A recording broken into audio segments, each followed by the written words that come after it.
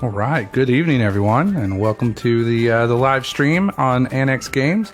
We're going to be doing a unboxing of the Adventures in the Forgotten Realms collector's box. I need to make sure there's cameras that I should look at and not just look around the room.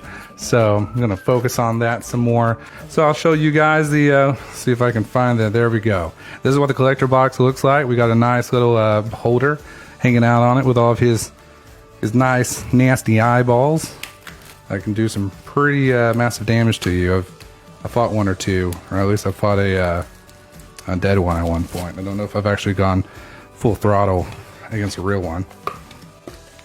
Okay, so let's get it. Let's look at these. I really like the silver, and really there's actually no usually there's different artwork on these, but pretty much every single one of them is shiny beholder. We're not getting anything else. There's no elliptids or anything like that. They just really want to bring home the beholder and all of its eyes. So we're gonna put those to the side, and we're gonna start with this one right here. Just gotta, okay. Now here's the fun part. Okay, so we're gonna start opening these. All right.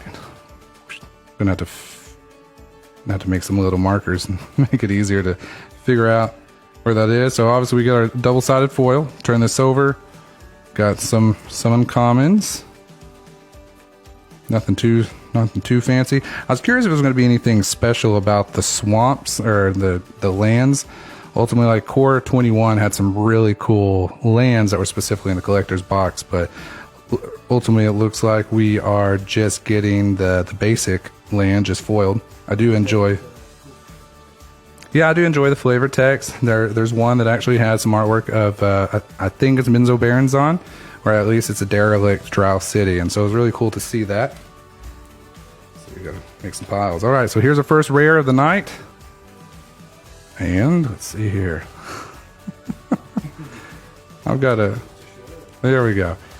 All right, so we got Zalta, Fire Giant, Duke. Nothing too necessarily interesting. Obviously, when he's dealt damage, he pretty much has enrage without saying that it's enrage, but pretty much he's dealt damage venturing to the dungeon. Got a nice full art Phase Steed. We got ourselves a Book of the File of Darkness. I really enjoy the artwork of these. I guess they're the showcase artwork. They're not calling them sketches like they called them in Modern Horizons, but this is pretty much the artwork that you saw in the encounter books or the monster manuals.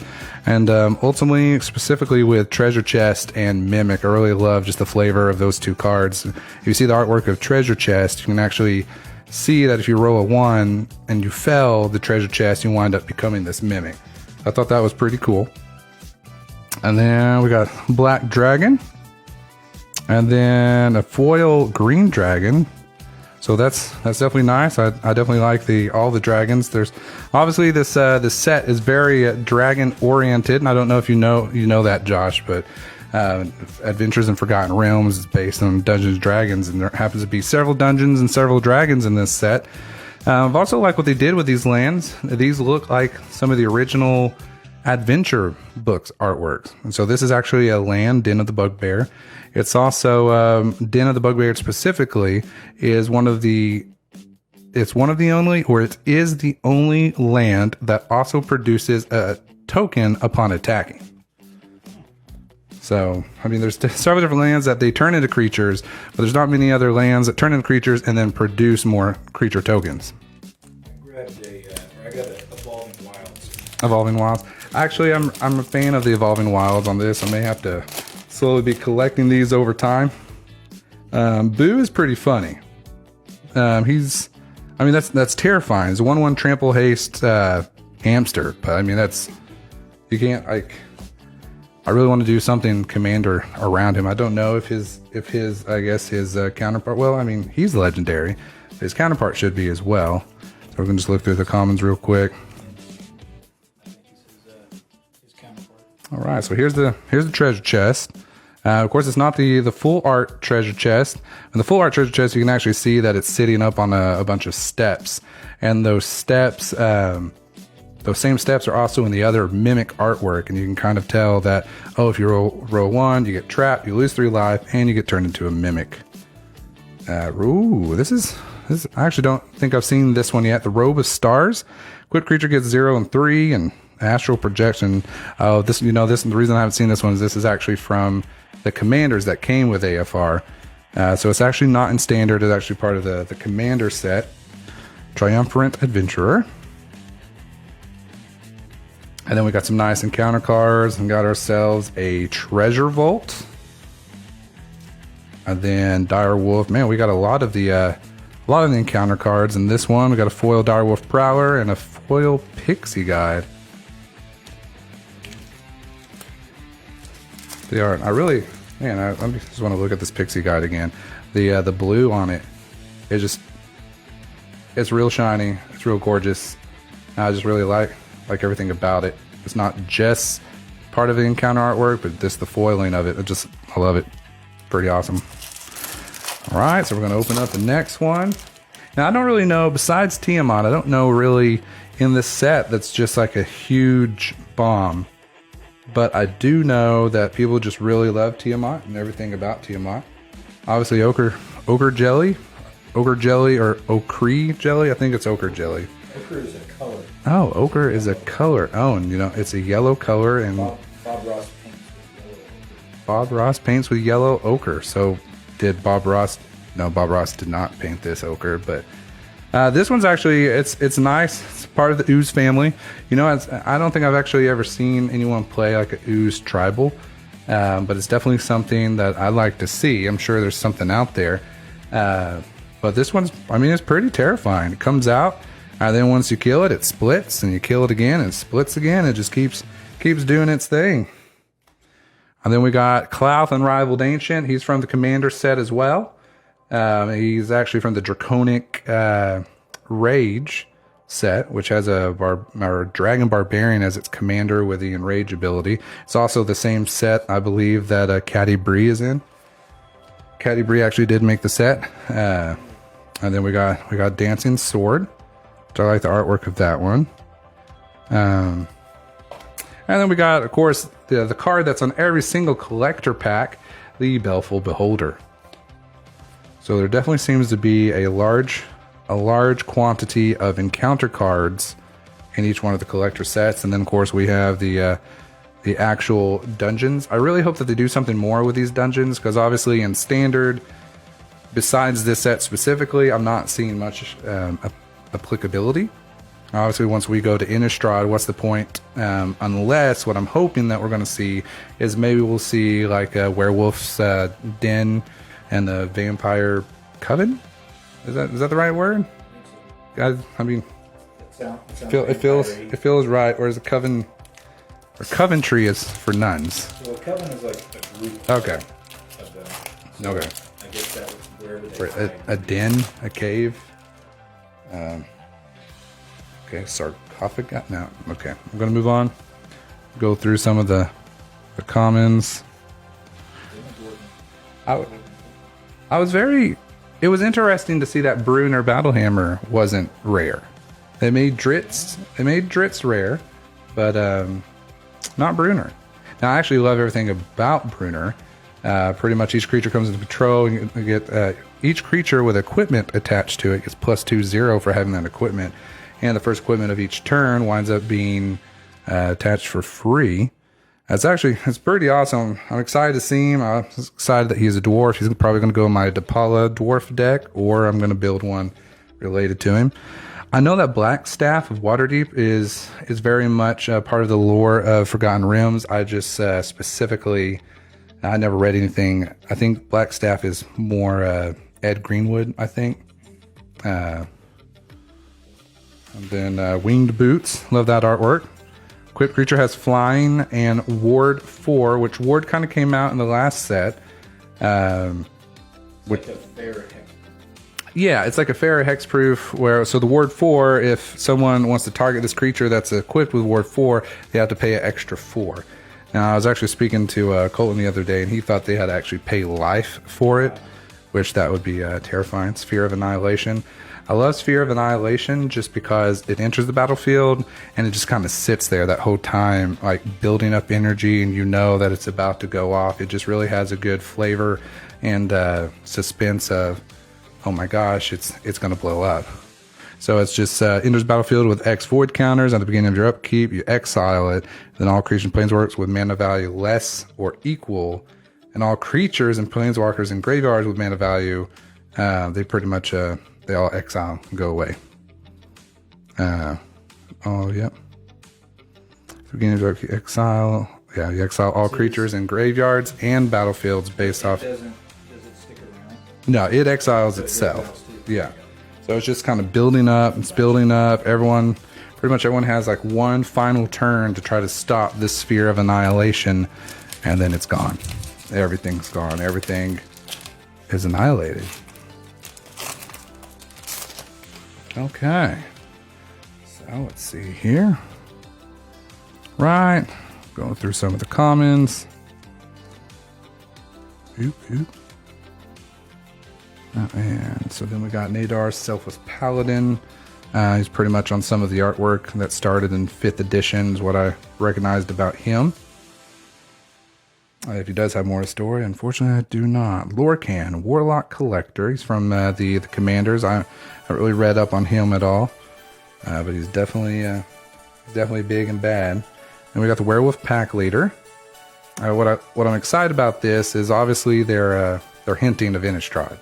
Like, hey, we're bringing werewolf back, just get ready, because we're about to bring a whole lot of werewolves back. I'm excited to go back to the werewolves and the vampires of Innistrad, and finally we're going to see another Sorin planeswalker. Got Inferno, the Star Mounts. This build can't be countered. He's got Flying Haste, Legendary Creature, Dragon, and he's got Fire Breath. And if he does more than 20 damage this way, it deals 20 damage to any target. So he just pretty much can build up this big deal of fire and it just explodes. If you have a way to generate 20 mana. Yep. 20 damage. Which, I mean, there's definitely in Commander. You can definitely get that. You can get that going. I may have to maybe build something up for our soon-to-be Mox Mondays. That's what I think I'm going with Mox Mondays. Maybe it's a little too much, but start looking forward to TikToks and Facebook stories of quick little 2 to 3 card infinite loops of some kind, where we're just gonna study and figure out how to break certain cards. I mean, what's the point of Magic if not to break the way that you're supposed to play it? Okay, we got pretty much. I think this card was probably talked about more than any other card leading up to the set. Tasha's Hideous Laughter. Ultimately, each opponent exiles cards from the top of the library until they exile cards with total mana value 20 or more. This was one of the first cards also spoiled in the set. And I just remember that it caused a lot of different issues, especially with the modern community. They're all about having really cheap spells to get those dropped out. It really hurts in a modern scenario. And it's each opponent exiles, and ultimately it really doesn't feel very good. But also this specific spell, if you will, in D&D is also pretty overpowered. So it makes sense that they would want to make it overpowered in the actual Magic set as well. Got Mantle of the Ancients, Loyal Warhound, and then we've got our handy dandy encounter cards. Now, what I'm not seeing in any of the collector packs that I did like in the set boosters is sometimes there are art cards in the set booster packs that have say like the skeleton, for example. Like on one side, it's got the skeleton, but then on the other side, it has encounter information. If you wanted to use that card in your D&D campaign, you actually can. You just grab that artwork, and then you can look at the information. That is a really pretty Evolving Wilds. What it kind of reminds me of, now obviously this card is referencing the Netherese, but it reminds me of the Harpers, just because how everything's floating and kind of defying gravity. They were all about that. Okay, and the deck of many things. I want to put this in my Brutaclad, my artifact deck with Unwinding Clock, and pretty much each turn tap it for 2 and roll a d20 and see if I can somehow cause them to lose the game. Because it's 20 as it puts a creature card from any graveyard into the battlefield, and when that creature dies, its owner loses the game. From any graveyard. So like I can pretty much grab something and then Ashnod alter it, and then it goes away. I'm gonna keep an eye out for the Mox Mondays. Degenerate combos. That's a good one. Degenerate combos. Reckless Endeavors. Wizard Spellbook. And then we got ourselves a Dungeon Descent, which obviously is very specific to the set of being able to venture. Like I said, I really hope that for the next couple of sets, we're going to see some new dungeons come out while it's all in standard. It's the only way that I see this becoming more relevant, besides just this set. Yeah, he says he's going to be keeping an eye open for Mox Monday. Icing Death is the Frost Tongue. It is pretty much one of the very first enchanted swords that Dritz gets in his series. While he's up in Icewind Dell, he finds a cave of a... I can't remember if Icing Death was actually alive in the cave. And then he dropped like a stalactite or something on him. Spoilers. Okay. And then of course we've got the Temple of the Dragon Queen. Oh, was Wolfguard in there to help me? I thought it was like a Diviner's Portent. Roll a d20 and add the number of cards in your hand. That's actually pretty nice. It is kind of expensive. It's 3, but still pretty nice. Another Black Staff. We got another Pixie Guide. And here's our wonderful alternate art of Evolving Wilds. Then a Lair of the Hydra. Control 2 or more other lands. Enters tapped. Or of course, then you can do X in a forest to make it an XX green Hydra. That's obviously going to go in Zixara for me. Okay, we're more than halfway done with this first box. Like I said, if you guys see anything that you may be interested in, then we can definitely put it back. I know that Austin was looking for a play set of Tasha's Hideous Laughter. We'll see if he's still interested in that afterwards.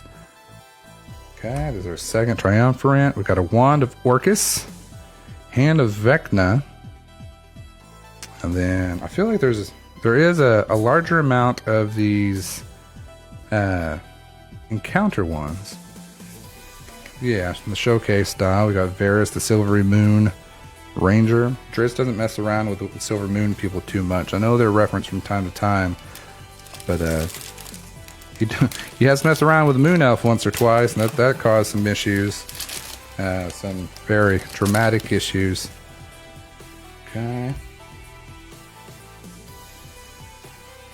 I also love that just so many of the cards, they give you options. Like you come to the river, okay? What do? You fight the current or you find a crossing. To me, I thought that was a really good way of just kind of providing some flavor as it relates to the D&D set. Adult Goat Dragon, he's a cost 5, 4/3, but with flying lifelink cased, he was fun and sealed. Definitely used him to my advantage there. And then I love the wish that you can play a card you own from outside the game. You just keep wishing things into existence, and then things go a little crazy. Minion of the Mighty. The other artwork of Minion of the Mighty, I'm curious if, because this is a kobold, and Prosh loves to eat kobolds. And you can actually see in the regular artwork of this one, and hopefully we'll come across one, where you can see like this dragon in the far background. And to me, I think it looks like Prosh, which is interesting. Story-wise, I don't know if that works out, or if they've ever I don't know if they've ever revealed where Prosh comes from, but maybe he's been hanging out in the Forgotten Worlds, or Forgotten Realms area. Turn it around. Yeah, it's about to tip over. Okay, then we got Delina, the Wild Mage. Hellish Rebuke. Permanent control, gain with this permanent deals damage to player who cast it, sacrifices permanent. Xanathar, which he pretty much is a D&D book. Xanathar's Guide to Everything, or is that Volo's Guide to Everything? White Dragon. Oswald Findlebender. See, we got a gnome, but they just didn't give us... Ooh, and there he is, guys. There's the Dritz Durden. Another notable character from the Dritz world that didn't make an appearance that I was hoping for was Kazadea, Cutter, the sentient sword. They could have at least maybe put it on the commander side as a living weapon, because they do have those mechanics for living weapon. And then we are pretty much, this is the last pack. Inferno of Star Mounts again. Arcane Endeavor. Circle of Dreams Druid, which he's, okay, I do remember. He's amazing for elves. I mean, I don't know how Wizards keeps creating ways to break elves more, but it just seems every set they're like, how can we make elves more overpowered? And like, oh yeah, let's just give them Guy's Cradle, but in creature form. It's going to be fine. No one's going to suspect a thing. Ooh, in the last pack we get ourselves Icing Death, the Frost Tyrant. And then after that, okay. And that is all of a collector box. If you guys have any questions, even as it relates to this streaming studio, because obviously we do have this at the store now. This is something that we're going to be really pushing and growing, and we hope to get some people in. Like there's a modern event tonight. Would love to start having the finals be in the streaming studio just for people to stream and watch. We look forward to everyone using it and being able to watch some of our future content. Thank you for joining, and have a wonderful evening.